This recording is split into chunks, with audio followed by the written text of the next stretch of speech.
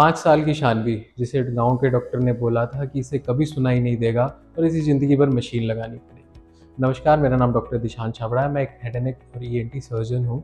हम आज बात करेंगे एक छोटी-सी बच्ची 5 साल की शानवी के बारे में, जिसे गाँव के डॉक्टर ने बोला था कि इसे सुनाई में इतनी कमी आ गई है कि इसे मशीन लगानी पड़ेगी, इसका कोई इलाज नहीं है और सिर्फ़ मशीन ही इसका एक इलाज है।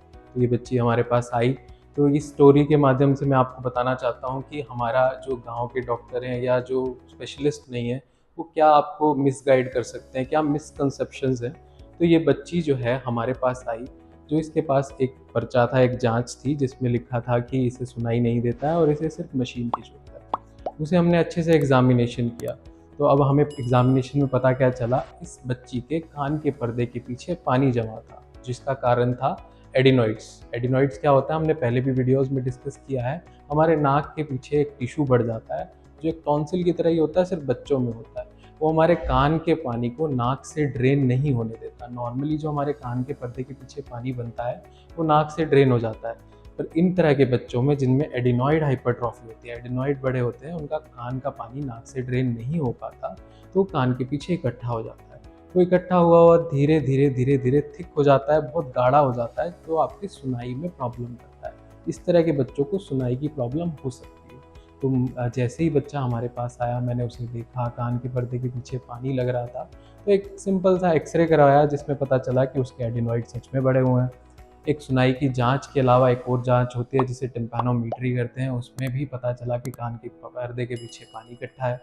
तो ये दोनों चीज़ें देखते हुए मैंने पेरेंट्स को काउंसिल किया और पेशेंट की सर्जरी का प्लान किया, जिसमें हमने पेशेंट्स के एडिनॉइड्स को, जो नाक के पीछे टिश्यू जो हमने डिस्कस किया, उसे हमने पूरी तरीके से निकाला और जो कान के पर्दे हैं उसमें चीरा देके पानी को भी ड्रेन किया और उसमें छोटी-छोटी सी ट्यूब, जिसे ग्रोमेट बोला जाता है, वो रख दी, ताकि ये पानी दोबारा जमा ना हो। अगर जमा हो भी, वो पाइप की तरह काम करता है, कान के पर्दे के पीछे का पानी बाहर निकाल देता है, इकट्ठा नहीं होने देता। जैसे ही हमने ऑपरेशन किया, अगले ही दिन मरीज के पेरेंट्स जो थे, अटेंडेंट्स जो थे, वो बोलने लगे कि मरीज को, पेशेंट को, सानवी को बहुत अच्छे से सुनाई दे रहा है अभी से ही।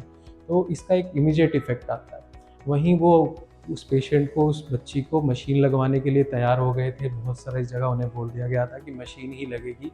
वो ज़िंदगी भर मशीन ही लगाए रखती और उसको बीमारी का कभी पता नहीं चलता। वहीं उसको सही बीमारी का पता चला, एडिनॉइड्स के बारे में, कि ये कान के पर्दे के पीछे का पानी था, तो उसको सही इलाज मिला। आज वो बिल्कुल ही नॉर्मल सुनती है, नॉर्मल अपना स्कूल जा रही है, सब कुछ नॉर्मल। तो आपके आस-पास भी, आपके फैमिली में कोई ऐसा बच्चा है जिसे सुनाई में तकलीफ़ लगती है या उसका स्कूल में ध्यान नहीं लगता, टीचर्स कंप्लेन करती है कि आपका बच्चा सुनता नहीं है, तो उसे एडिनॉइड्स की प्रॉब्लम हो सकती है, जिसकी वजह से कान के पीछे पानी इकट्ठा हो रहा है। तो आज एक ईएनटी स्पेशलिस्ट को दिखाएँ।